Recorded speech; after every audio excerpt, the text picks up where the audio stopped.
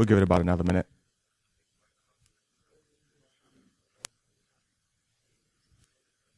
I guess that minute is now. I'll get started. I want to say thanks for everyone to coming out to my talk when Macs come under attack. It's a pleasure to be here at Derbycon. This is my first Derbycon. It's been an awesome con so far. The community is amazing. I'm glad I'm able to talk about something that I enjoy, which is macOS detection and response. So let's jump right into it. My name is Richie Cyrus. I'm currently an adversary detection analyst at Spectre Ops.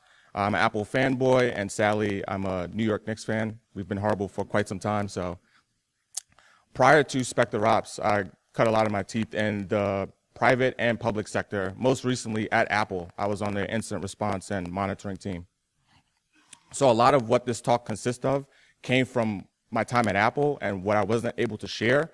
But now that I've left Apple, I'm able to share some of this information that might help you in your enterprise when you go about hunting for macOS malicious activity.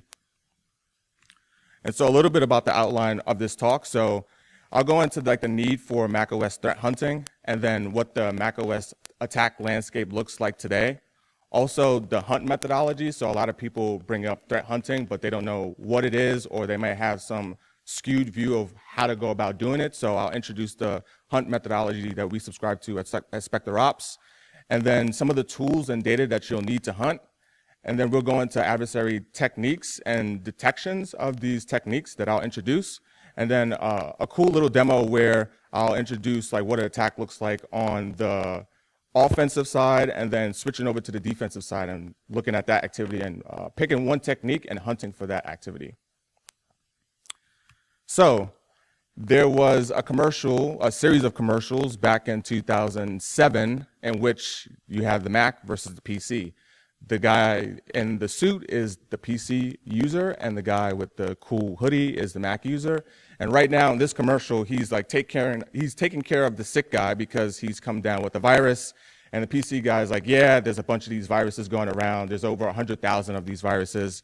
And the Mac guy was like, oh, poor thing. Sorry for you. Macs don't get those. Well, that is false. Even back in 2000, even back as far as 2006, you had the leap worm, which was pretty significant in on macOS systems. And so even back then, it wasn't maybe as prevalent as Windows viruses and malware that was going around, but Macs did in fact have viruses. And so a lot of the marketing that Apple had back then and even today is like, okay, the nomenclature that Macs don't get viruses. Well, that's simply untrue. And so in order for us to hunt for malicious activity, you have to come to terms that, hey, there are malicious activity going on Macs. Like Macs are getting hit with malware, right? And so that takes us to today. Well, what I mentioned, Macs are getting attacked. And so a lot of what kind of, pushed this upward thread was that as you get more Macs in the homes of users, as you get more Macs in the enterprise environment, you think of your enterprise environment, your security team wants a Mac, your developers want a Mac to do their work, your higher-ups want a Mac because they think they're cool and they want the Mac, right? And so these are the folks with the most to lose. And so attackers know this, and as that market share goes up, they're going to become more interested in writing malware for Mac OS. And so to piggyback on that, there are also APT groups that are now interested in Mac OS. You have X-Agent that was used by APT28, also known as the Fancy Bear folks. And then you have Ocean Lotus, which was tied to APT32. And so it's no longer that game where there's Mac malware being written out there to just do stuff like adware or to get some monetary gain. There are actual nation states interested in Mac OS systems and doing them harm. So you also have vulnerabilities that occur on Mac OS systems that leave them susceptible to major attack. I don't know if many people are familiar with the I am root vulnerability, where you put in root as the username and you hit password a few times. This was back in last year, 2017. And if you press that enough times, you would get root on the system, right? And you have elevated privileges to do some nasty things. So kudos to Apple for cleaning it up pretty quickly, but in that window of time, the landscape was wide open for attack.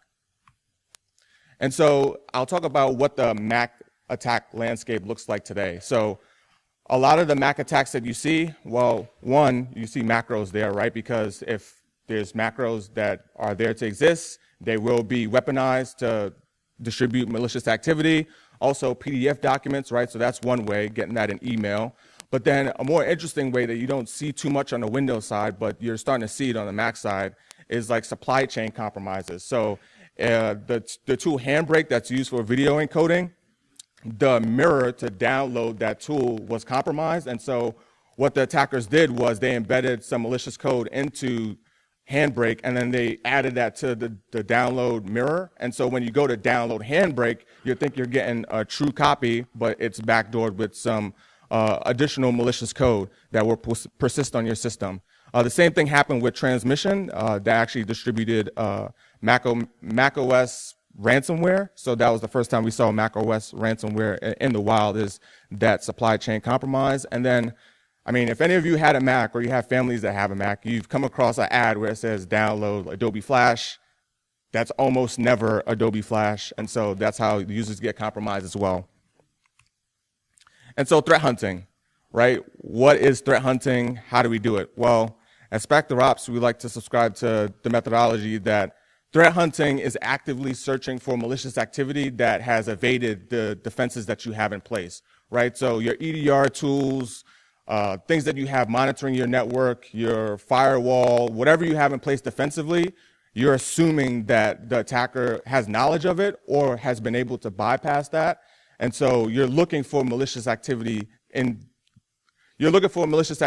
spite of those defenses being in place, right? And so why we hunt is here. So Michael Hayden, which was the former director of NSA and CIA, he says, fundamentally, if someone wants to get in, they're going to get in. You're in the fight, acknowledge that, own up to it, and you're most certainly penetrated, right? And so that's a lot of the assumed breach mentality. And so if you take the assumed breach mentality, as Matt Graber eloquently stated here, then you kind of introduce the attacker's dilemma into the equation, right? So the attacker dilemma, for so long, me as a blue teamer, I've hated this for so long, where an attacker will say, oh, you know, the defense has to get it right so many times. There's so many holes that they have to fill. If I get into this, you know, one system, then it's game over, right? Well, if you assume that you're breached, then you start to flip that on their head, right? The attacker has to do so many things right not to get caught once, because once they get caught once, it kicks off the IR process, and you have evidence of someone being in their environment, so your security awareness is heightened, right? And so we go into now, how can we detect attackers' behaviors and activity post-compromise, right? That's the big piece that if you could do this well, it'll take care of a lot of the things in your environment as far as post-compromise. And so it'll be nice if we had a framework that can display to us all the behaviors and activities that attackers could do post-compromise. Well, that's where MITRE ATTCK comes in, right? And so MITRE ATTCK is a framework for describing the behaviors of cyber adversaries across the intrusion lifecycle, but the majority of the framework is focused on post-compromise activity, which is ripe for threat hunting, right? And so it's pretty convenient to answer our question, and documented in the frameworks are the tactics that are being used by the attackers, so that's like high level, and then the techniques that are being used, so the specific thing that they use to accomplish the tactic, and then the procedures goes into, well, you know, the specific actions that they took to carry out their technique. And so MITRE ATTCK includes Mac, Windows, and Linux, but we'll be primarily talking about Mac. And so we can use this framework for hunting. It's ideal. What we'll do is in the hunt methodology, we'll identify the tactic and the technique that we want to hunt for, and that's, you know, guided by your upper management, that's guided by your threat intel team, saying, okay, well, maybe you're in the financial sector. These are the types of attacks that you might come across. And so with that, you say, okay, well, what are the techniques that we might come across, and let's hunt for those techniques so that we're ahead of the curve, right? And so once you identify the tactic and the technique, then you go about identifying the procedure, right? How specifically are they carrying out that technique, right? There's multiple ways to like add a user to the system using like net, right? And so after that, you want to identify the collection requirements, which I'll get into, which evolves around like data and collection of data. And then you want to identify the scope, right? So do you want to focus on just like the enterprise systems in totality, or do you want to focus on maybe the systems that the executive staffs have, maybe the security team's systems, or maybe the developer systems, right, in the case of Mac? And how long do you want that scope to run for? Do you want to hunt for a week? Do you want to hunt for a couple months? What does that look like, right? And so what we subscribe to is that folks should hunt for a specific technique and tactic for about a week's time, right? And then from that, document what you have so far and let the results from that documentation lead into the next hunt and keep moving along. You don't want to be stuck in like a paralysis cycle where you're worried about finishing a specific hunt to the point where it never gets completed, and that's all you worry about.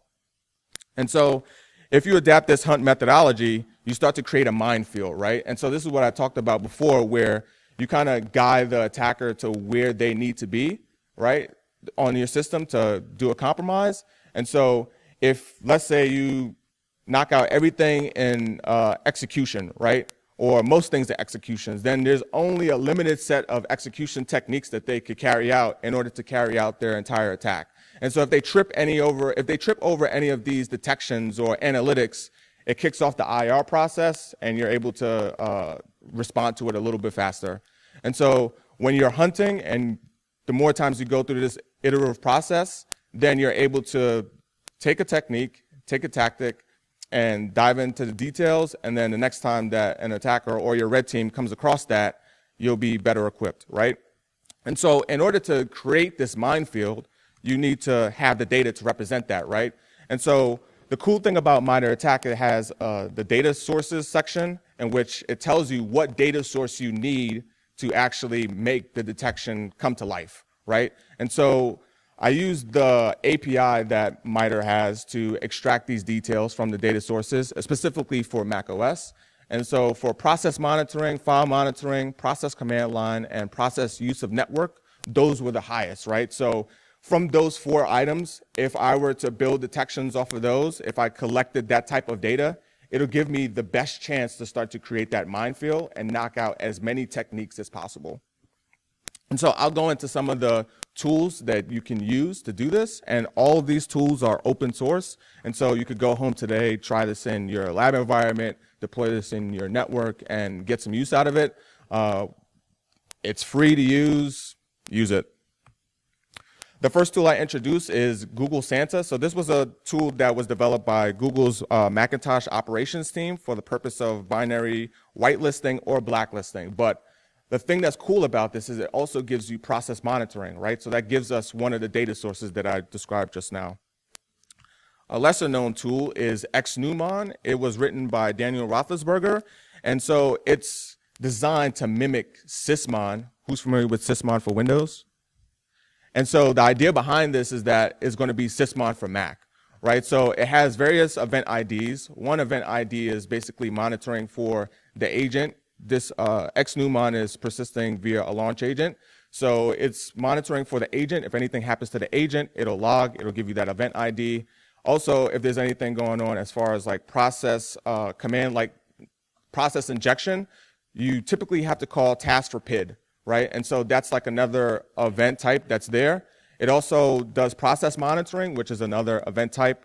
And it logs persistent items, which like launchd, launch agents, launch daemons, which I'll get into, and that's a separate event type. So anytime that you have a process execute on a Mac, the cool thing about XNewMon that separates it from the rest of the group that does process monitoring is that it'll show you the process, it'll show you the hash of that process, but it has a cool feature called ancestors, which will show you not only the parent process for that process that just executed, but all the way down through the tree to the process that kicked that whole thing off. So for Macs, that process is launchd. That's similar to like init for Linux. And so it'll show you that ancestry from the process that just executed all the way down to launchd, which is pretty cool. And last but not least, OS Query. So if you do Mac defense, a lot of people are familiar with OS Query. And so what OS Query is best at doing is tracking persistent items, right? Because one, OS Query has some scheduled queries that you run across your enterprise in an SQL format, right? So all of the data that OS Query collects is sort of thrown into a database, and then you can interact with that database with various tables that you have access to. And so the cool thing about OS Query, it does file integrity monitoring pretty well as far as Yara scanning and process monitoring. The process monitoring for OS Query piggybacks off of Audit D, which is a little bit kludgy if you ever work with that in an enterprise environment. But for the process monitoring piece, you would probably want to go with Santa or XNUMON. So I'll get into techniques that are used by attackers now. Well, the three most popular tactics that are used by attackers. So the first is persistence, right? And so the idea behind persistence is like the attacker has compromised the system, right? They've either fished their way in or found some other mechanism, but they don't want to lose that access to their system, right? It's a pain. Speaking to the red teamers on my team and red teamers throughout the community, red teamers hate phishing. It is a chore. So they want to make sure that they maintain persistence just so they don't have to phish anybody else again, right? And so the most common way to do that on a Mac OS system is through launch agents and launch daemons. So the idea behind launch agents and launch daemons is launch D kicks off the process. So that's the first process after the bootloader kicks off, and it's the first user land process that exists, right? And the existence of launch D is to kick off and load everything that's in the system library launch daemons folder, and then everything in the library launch daemons folder. And what that is, those are like system level functions that will happen. They're like more like services. And so when a user logs into the system, then the specific launch agents and system library and the user's individual library folder will execute, right? Or be kicked off or load into the system. And so if you've never seen a launch agent or a launch daemon before, here it is right here. And the key behind it, the major key behind the launch agent or the launch daemon is the run at load, right? So if run at load is set to 0, then it'll be on the box, but when it's loaded by the system, it just won't execute the command that's in the program arguments, right? So with every launch agent and every launch daemon, there is a associated binary with that launch agent or launch daemon, and that's what actually executes at load, right? And so attackers have been making use of this for quite some time. The first image at top is from the cold root rat that exists out there. And so with the cold root rat, they use the launch agent of com.apple audio driver, right? And so the intent behind that was to actually blend in with a lot of the launch agents and launch daemons that exist on the macOS system. A lot of them start with com.apple if they are created by Apple. So if you're an attacker, you want to kind of hide in plain sight. So there's nothing preventing an attacker from creating a launch daemon that starts with com.apple. The second iteration here is from some malware that was distributed through a site called Mac Update. And so the Mac Update site is by itself pretty sketchy, but there's some legitimate stuff there. And so what they did was, it was a supply chain compromise, again, in which they were able to embed some malicious code into some of the applications hosted there. And with that, you see that launch control was used to launch, to load the macOS update.plist. And so that plist looks similar to what's here, but this is the plist for Little Snitch, which is a tool used for Mac for monitoring connections in and out. And so with that, once launch control is called and it's loaded into there, then from now on, when the system starts up, then it will call that executable, and that executable will run. And so when we start to look at launch agents and launch daemons in an environment, there's a few things that stick out that you could automatically count as malicious, right? And so this is a great example here from the co-root rat. And so you see the use of the com.apple, prefix, right? But you also see that the binary associated with it is unsigned, right? So that's a red flag, right? This code wasn't signed by any official entity. And so you can see the startup binary there, but if you take a deep look at the startup binary's location, you see that it's in temp, which is suspicious, right? Most of the time when an attacker gets onto the box, they might be restricted to where they could put specific files and binaries. Most of the time, you'll find these binaries ending up in temp. And so from this now, knowing that we understand the tactic, which is persistence, and the technique, which is launch agents and launch daemons, then we could come up with a hypothesis. And so that hypothesis is an attacker has compromised at least one system and is persistent via a launch agent or a launch daemon. And so I mentioned before that OS query is the best tool for doing this because it's the best at doing enterprise sweeps, which is good for persistent items. And so this is an example of a query that you might want to run at an interval. And so I'll walk through this query pretty quickly. And so there's the signature table S, right? And you would join that data on launch D, which includes launch agents and launch daemons. And so you want to grab the program arguments from the signature table where it's tied to launch D, and the name starts with com.apple, right? So that signifies a launch agent or a launch daemon that starts with com.apple. So that takes some things out of the picture. But then also you want to look for unsigned binary in the example that I showed right here, right? And so with that, the sign flag will be 0, right? And so with that, you'll be able to detect something like the code root rat. And then, as I mentioned before, it's important for it to run at load or else it doesn't really achieve persistence. And so that's all well and good, but when it comes to defense, you want to consider how robust is your detection for a particular thing. And so we might want to tweak that a little bit to say an attacker has compromised at least one system and maybe they're persisting via a signed launch agent or launch daemon in which the binary is not signed by Apple. And so there's nothing stopping someone from getting compromised, maybe like an Apple developer, and then the attacker using the Apple developer certificate to sign their malicious code, right? And so you want to account for this sort of thing. Also, the vetting process of actually someone signing up to be an Apple developer and getting a certificate, they could use that certificate to write malicious code. That vetting process of, is this person a sketchy person that might want to write code, malicious code, is not really well documented or vetted by Apple. And so what you have a lot of the times to bypass a certain mechanism, I'll talk about it later, called gatekeeper, you'll have signed malicious code out there in a while and it'll be able to execute because gatekeeper sees that it's signed, right? And so to take account for this, you would do the following. You would account for com.apple, but then the authority of not software signing, because software signing, it is associated with Apple signed binaries. And if anyone went to Josh Pitt's talk, he mentioned a way to kind of fool Apple's code signature process based on like certain tools out there, open source tools. And so a requirement for that specific technique is the use of the 86 I386 architecture for binaries, right? So you have to use that architecture in order for this type of attack to work. And so if you included that, you'll take into consideration Josh Pitt's technique that he introduced today. So that's from the persistence side.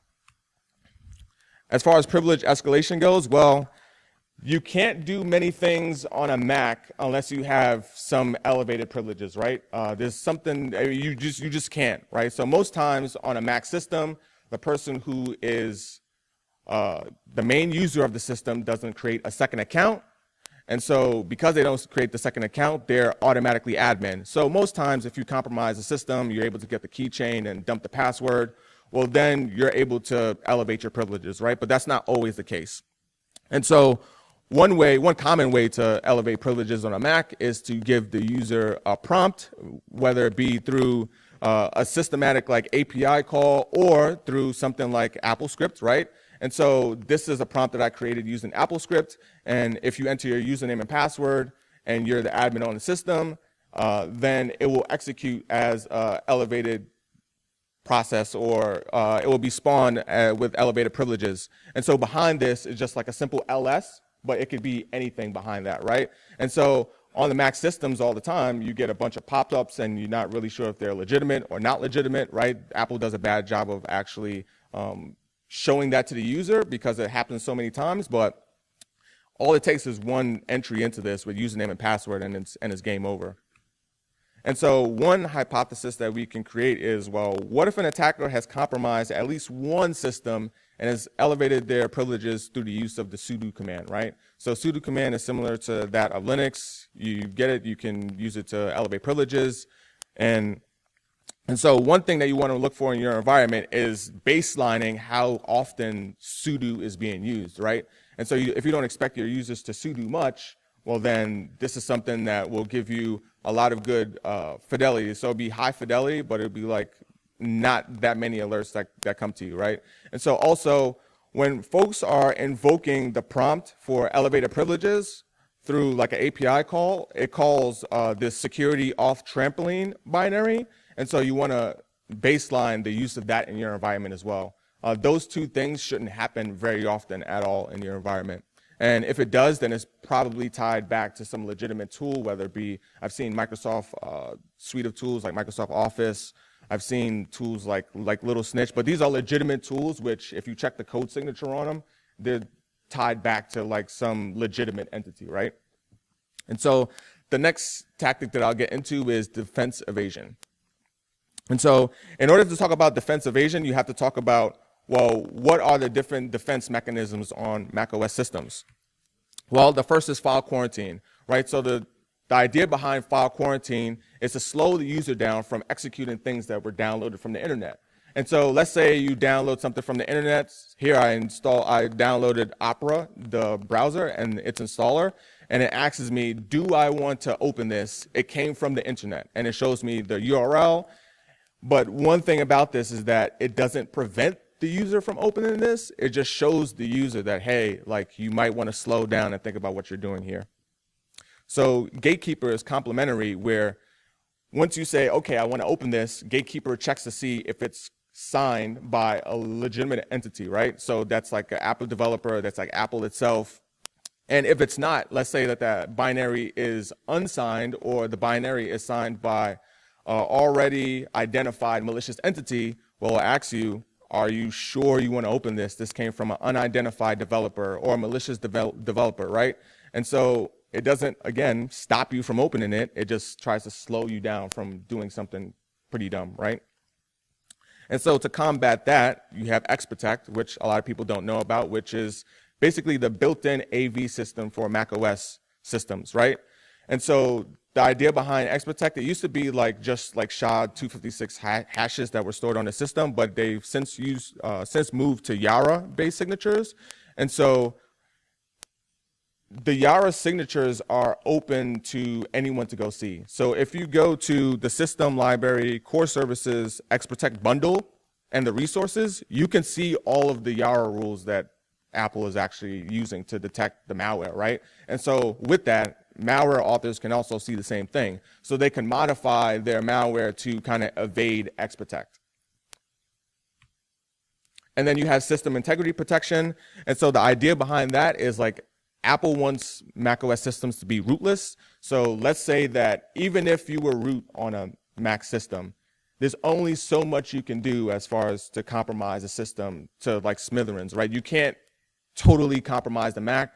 There are some folders and files that are protected, even if you're the root user, and that's by design, right? So there's a way to disable system integrity protection, but you have to have physical access to the system, or there's been vulnerabilities that have popped up over the last 2 years where people have been able to circumvent system integrity protection, and it has to do with like malicious, like dynamic libraries and things of that sort. So one way to bypass Gatekeeper that's pretty significant is that in order for file quarantine or Gatekeeper to notify you that something originated from the internet, what it does something similar to Windows, where it does like a mark of the web, and that's called an extended attribute. So it'll tie the extended attribute to the file that was downloaded and say, hey, this thing was downloaded from the internet. Well, there are some applications on macOS which are not quarantine aware, right? And so one of those applications is Terminal.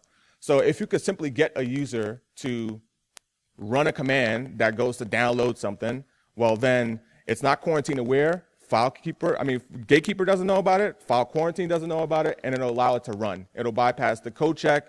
It'll bypass, hey, did you originate from the internet? And so this instance was from some crypto malware that was targeting a certain community, and it was presented by SANS ISC, right, the Storm Center. And so in this instance, they went to go curl a binary from the internet, and with that, it changed the permissions on that and then allowed the script to execute. And so another way to bypass gatekeeper is to simply just delete the quarantine flag that's associated with it. So the extended attribute, which is com.apple.quarantine, you could just delete it and it'll allow it to run, right? And so one hypothesis that we want to create is, well, an attacker has attempted to, they have compromised at least one system and is attempting to evade defenses, specifically system integrity protection and or gatekeeper. And so with this, for OS query, which is great at point in time, you can check to see if for any of your users, the system integrity check is like disabled, right? So if enabled is equal to 0, which means it's disabled, you might want to know about that, right? Because that's unusual. And then for real-time process monitoring, you might want to look at baselining the use of like curl, get, wget for attempts to download files, specifically for like IP addresses. You might want to monitor for the use of the system control command to disable gatekeeper. And then you might also want to monitor for the use of xadder to remove the extended attribute that I just showed. And so I'll get into the demo portion of the presentation in which it'll outline like a attack that happens on the Mac side, and then it'll show you how to go about hunting for that using some other tools I introduced. So this is common. A user gets an email like this saying that, hey, you must download this file. Mojave is coming up to upgrade. These are network settings that need to be updated on the system in order for you to connect to the corporate network. So we want you to download this Apple script, and then we want you to execute this command, right? And so a hypothesis that could be generated from that, from a hunter point of view, is that an attacker has compromised at least one system and is executing malicious code via Apple script. And so how might this look from a hunting perspective, right? What data might we need and what platforms would we use?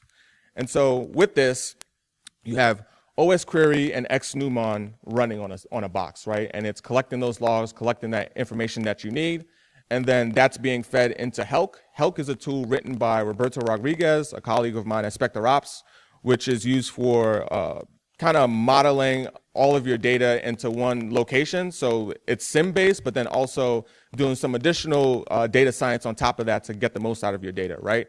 And so then from the attacker's perspective, they could use a tool like Empire, which is a remote access Trojan that could be used for Windows, Mac, and Linux, right? So I'll be using that to carry out my attack in the demo. All right, let's get to the demo.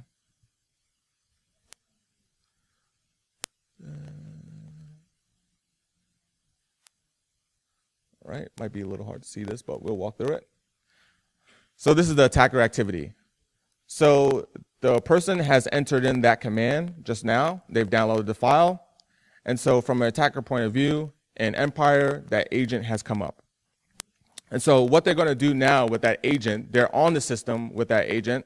They're able to take that agent and run a collection module, which will prompt any application on the system, and tell the user that the password is required in order for the application to run, right? And so in this case, I used the App Store application, and so we'll get to see that here in a moment.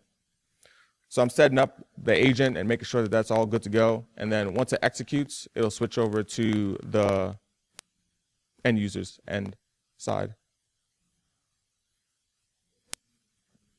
All right, so from the end user's perspective now, you see that the App Store came up and then asks you for your password to continue. And so this looks like any normal prompt that you would see on your Mac OS system at any point in time, right? Your users will be fooled by this.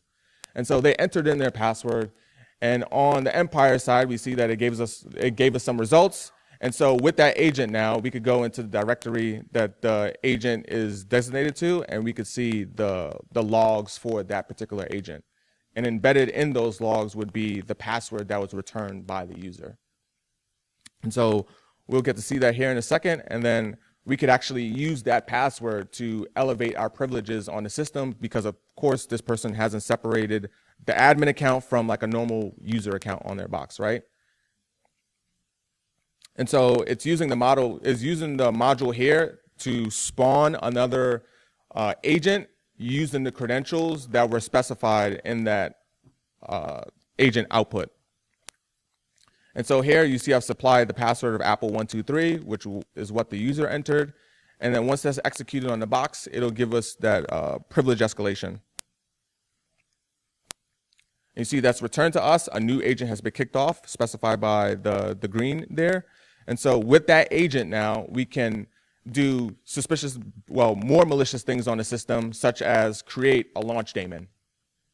So an important thing to note here is that from the detections that I've introduced so far for OS query, that's been added to the OS query configuration. And so you'll get to see on the analyst side when we hunt for this is a possibility that that analytic might trigger. And so here you see I named the launch agent, well, the launch daemon, com.apple.network update.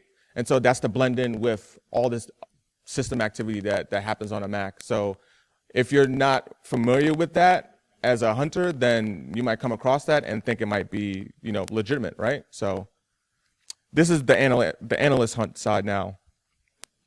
And so as part of the analyst hunt, we're hunting for Apple script being used in the environment. So we start our search with OSA script to see how often it's used, if it's used at all in the environment. And so we see that it's been used 62 times, right? And so as it's been used 62 times, we want to see, well, when was the OSA script binary actually executed? How many times did that occur? And you see it's only been a handful of times, right? And so the first iteration of that is when that command that was run by the user to kick off the malicious activity occurred, right? And so we don't know that as a hunter, but we'll get to the next iteration here where OSA script was used to actually prompt the App Store to run, and then the results of that was going to be entered into a file, right? And so that looks suspicious because you see it was like, oh, it's asking for password. So we also see that the child of that using ancestors was Python. So Python spawned OSA script, Apple script, and so that is suspicious, right? So we want to look for, well, how often is Python run in their environment? And so with that, we get some results back, and we're like, okay, there's quite a few Python instances here.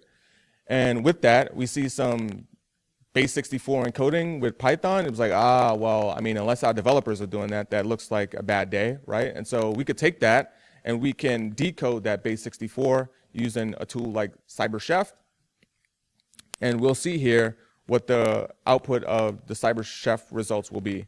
And so you see that there's an IP in there, and you see get.php. Well, that looks pretty suspicious, right? That's enough probably to kick off incident response process, especially if that IP address is not internal, right? It's internal for the use of this demo here, but if that was to be an external IP or external domain, you might have some interest in that.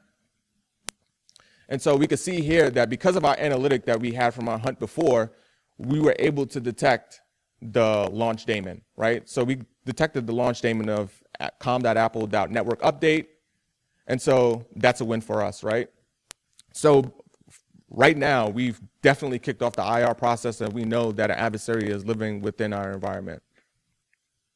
And so another thing that we might be curious about, well, so here you see that it's run at load. Run at load is set to 1, so it's going to persist on the system, and it's going to load whenever the system reboots or starts, right? And so one thing that we might be really interested in is, well, how did they actually elevate their privileges in order to install the launch daemon, right? And so with that, we could go in and we could see how many times have sudo been listed as like an argument, right, in the process execution. And so with that, you'll see that here. And so in Splunk, this is easy. Like you could do like stats count by, and like Elasticsearch is a bit tougher. So I'm going through the process of how to actually do that. And so you see that sudo was at least mentioned 65 times. And so we can filter for that. And then we want to see, well, within sudo, what arguments were passed to the command line when sudo was called, right? And so that would be significant to us. We want to see like at what point was sudo used for malicious activity. And so we see that bin shell was used 2 times as opposed to like bash, right? So that's significant enough. We might be a little bit interested in that. And so in the instances where the shell was used, well, what command line arguments were present? And so you see sudo and Python in the same line, right? And so that's pretty suspicious. And so we want to look for instances where sudo and Python were used at the same time. And so we get 4 hits back, but as you scroll down, you see evidence of Apple 1, 2, 3. And so at this point, you're like, okay, we know how they elevated their privileges. We know that they installed a launch daemon, and we could probably tie it back to the file that was downloaded to the system. And so that's just an example of how you would do hunting for Mac OS.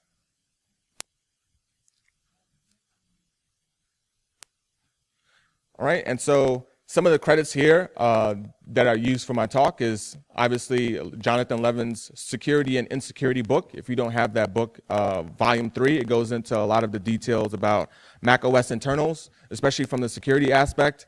It covers iOS as well. You might want to pick up that book. And then, of course, Objective-C. I'll be presenting this talk in a different iteration at the Objective by the Sea talk is in Hawaii in November. That's hosted by Patrick Wardle, if you're familiar with him. He does a lot of Mac OS research. I've also used the stuff from the Internet Storm Center, as well as Apple, and Hacker News had an interesting article about some of the macro malware that was used for this presentation. And if you want to find me on Twitter, I'm at Cyrus, and that's the end of my talk. Thanks.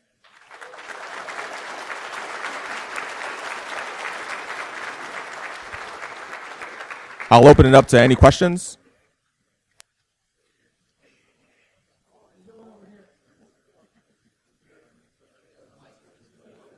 You could just yell it out. So one thing that I didn't talk about as far as so he asks, what would you recommend as far as getting logs off of an endpoint for Mac OS? One thing that I didn't mention that was used in the demo is FileBeat. So FileBeat was used to actually ship those logs from like var log OS query and var log xnumon to ingest into Helk. So, yep. Another question back here. The slides will be posted on my blog, and I'll put it out on Twitter as well. SecurityNeverSleeps.net. Yep. Any other questions? Hey, Richie, would you look at some of the process masquerade, like reading some like python.com.apple.attic? Are there any specific pieces of metadata that you could use to identify like inter-process manipulation or process secret network for defensive agent purposes? Yeah, so the xnumon tool, right, oh, I'm repeating the question. So Devin asked about the network piece of it. So if someone was to evade defenses and they were to use network, right, how would you go about detecting that? Well, there's no open source tools that do that pretty well today, right? You have to use AutoD for Mac, which is pretty like hard to use, but it does give you network information about processes that make network connections. xnumon, the guy Daniel Roethlisberger, is planning to add like network use of, process use of network activity in future iterations of that tool. So that's one way you detect it. But outside of that, you would use something like AutoD.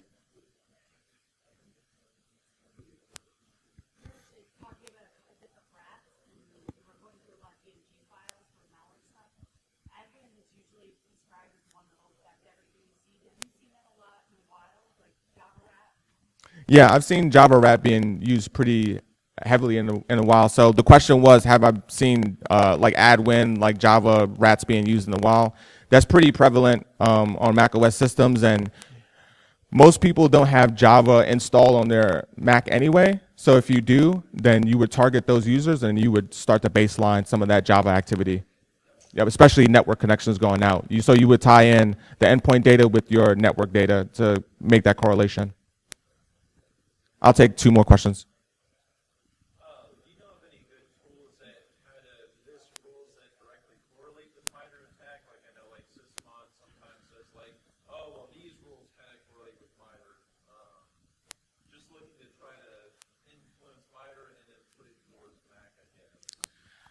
So for Mac, that doesn't exist yet, but there's been a lot of discussion about that same thing, where tools will start to display, you know, the technique ID that they correspond to, right? Like a specific technique, right? So someone will like OS Query will say, hey, we cover these technique IDs, right? That might be something that comes along like down in the pipeline. So. What tools do you recommend for managing OS query kind of identifiers? I know there's some out there, but you have other recommendations for this one. So the question was, what tools do you suggest for kind of managing your OS Query instance, things of that sort? And so with that, I would consider Collide, which is a parent company of like OS Query. And so with Collide, you're able to basically take a query and select what host you want to run that query against. And you could do a lot of the configuration at that like central management terminal for Collide. So that's one tool that I would recommend strongly. All right, thank you.